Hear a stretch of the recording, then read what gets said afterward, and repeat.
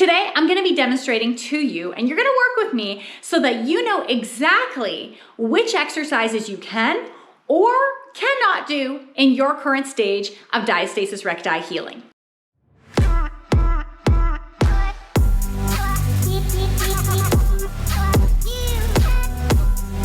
Hey, what's up? Welcome back to the Strong Mom channel. My name's Denise, helping you to get strong from the inside out after C-section, as well as helping you to minimize the mummy tummy, aka diastasis recti. So if you're new here, consider subscribing and make sure to pick up your Flat Belly After Baby ebook with 10 holistic ways to get a flatter belly without surgery, without dieting, and without extreme exercise regimes. So you're here because you want to know exactly which exercises you should do or you shouldn't do with your diastasis recti. The questions I usually get sound something like this. Can I do planks? I'm 5 months postpartum. Can I do this workout video? What about weightlifting? Can I lift weights? And are there any exercises I should be avoiding? What about high intensity workouts? Are they safe for diastasis recti? Can I do yoga? Can I jump rope? This is just a taste of some of the comments and questions that I get from viewers watching my diastasis recti workouts. First things first, I want you guys to erase anything you have heard, read, or watched about bad diastasis recti exercises and good diastasis recti exercises. And the reason is because there is no such thing as good or bad exercises. There is just exercises. They are neutral. However, what's very important to know, and that not a lot of people are talking about when it comes to exercising with diastasis recti, is that it is how you perform said exercise. So let's, for example, take the beloved plank, and I'm talking about planks on the floor. When you are in a plank position, are you able to keep your core engaged fully throughout your inhale and your exhale? Now I'm gonna take a step back here for a moment and explain. If you're not sure what I mean when I say fully engage your core during plank, what I'm referring to is engaging your TA, your transverse abdominis. This is not sucking your belly button to your spine. I go into complete detail of how to engage that deepest core muscle, the TA, in this video here. So make sure to click it. You can also click the link down below, and I will walk you through how to engage it in your body. Back to planking. Now, if you are unable to keep your core engaged throughout a plank on the floor, or if you have uncontrollable doming or pooching outward of the abdomen, and maybe you just feel like your belly's all hanging out and you really have no control, or maybe you're feeling it in your back, then you're really not doing it correctly.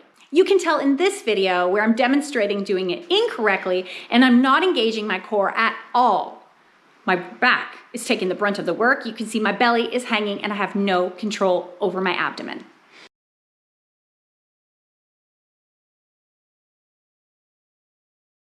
However, just because maybe right now planking on the ground isn't an exercise that you should be doing, you can always regress the exercise. And what I mean by regress is take it a couple steps backward and find a way to do the exercise in an easier manner. So in planks, I would say start with a wall plank. Start with your hands against the wall. Your feet step back. See if you can engage your core for 10 breaths, embracing your core throughout 10 inhale and exhalation breaths.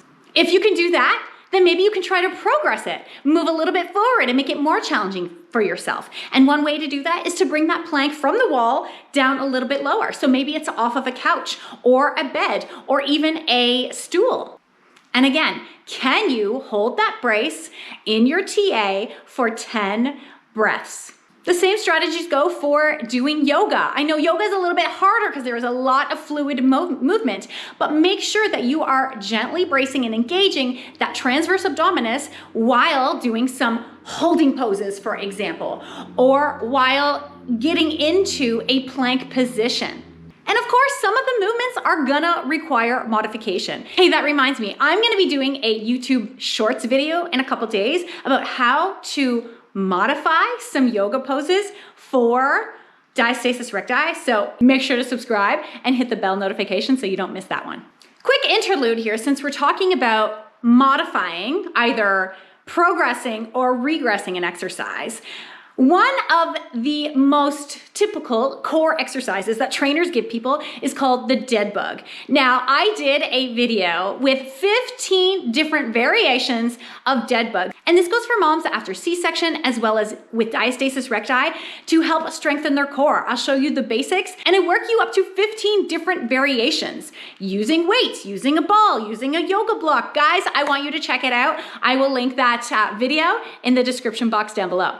Now let's talk about weightlifting. If you've been here, been watching the Strong Mom YouTube channel for a bit, you guys know that my favorite thing to do is lift weights. I love weights. I love resistance training. But can you do it if you have diastasis recti? Remember what I said before? It's not the exercise you do, but it's the way that you perform the exercise. So let's take this shoulder press exercise, for example. Whether you're using 5 pounds or 15 pounds, what you need to make sure is that you are able to maintain the pressure in your abdomen. And I'm gonna show you what that looks like right here. So take a look at this video here where I am performing the shoulder press. I'm in a seated position, and I want you to draw your attention especially to my abdomen. As you can see, every time I press my arms up overhead, and that's the hardest part, pressing up overhead.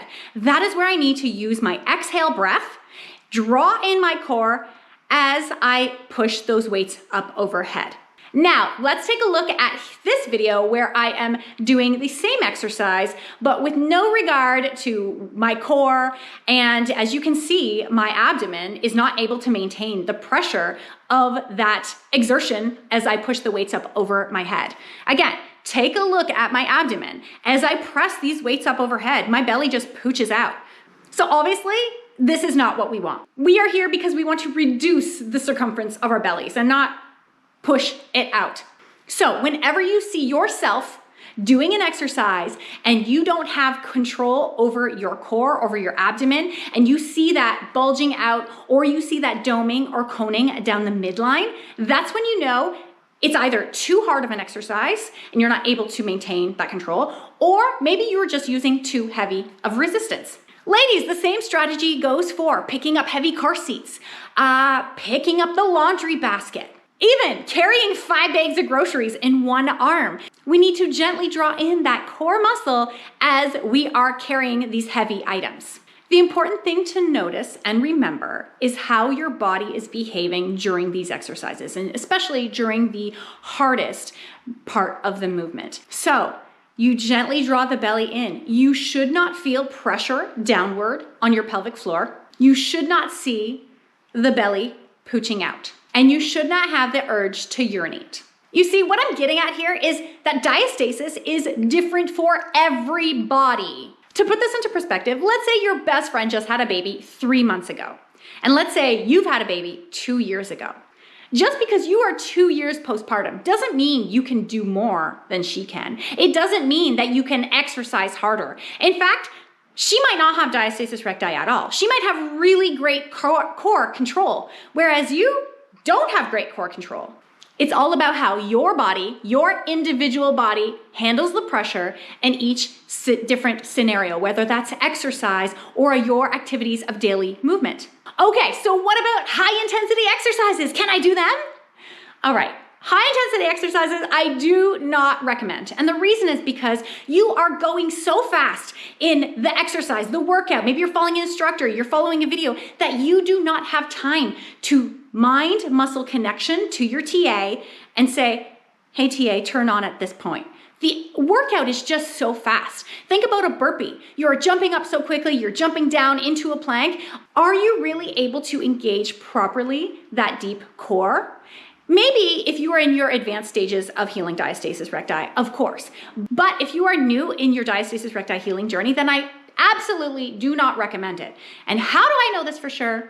Anecdotally, I know this in my own body because while I was healing my diastasis recti at around 6 months postpartum to 12 months postpartum, I was teaching a high intensity class 1 day a week, but all it was 1 day, and I knew and I felt that it was delaying my healing. So I know most of us, we don't want to delay our healing. We want it to be done like last week, right? So take it from me, just don't do high intensity for now. So now you know that it's not about which exercise you're doing, it's about how you are performing them. Now, if you are tired of DIYing your diastasis recti healing journey, and you just want the step-by-step process of what you need to do, look no further than my Tummy Fix program. It is 8 weeks in length and you have it for life. If you want to sign up for that, that is down below. You work on it on your own pace and you still have access to me to ask me all the questions and help you decide and determine if you're doing the exercises and activations correctly. But what about knowing when to progress your diastasis recti exercises? That's a tricky one. Much more depth and detail. I'm gonna have to break that down for you in the next video. So make sure if you wanna find out how to get to the next step or if you're ready for the next step, click the subscribe button down below. Make sure to hit the bell so you don't miss that video. Ladies, if you like this video, let me know by giving it a thumbs up and let me know in the comments down below where you are struggling with your diastasis. Maybe I can help you out and create a video for you answering those questions. Now it's time for you to take what you learned in this video and apply it to the exercises in this diastasis recti exercise workout. So go head on over there right now and do the workout with me.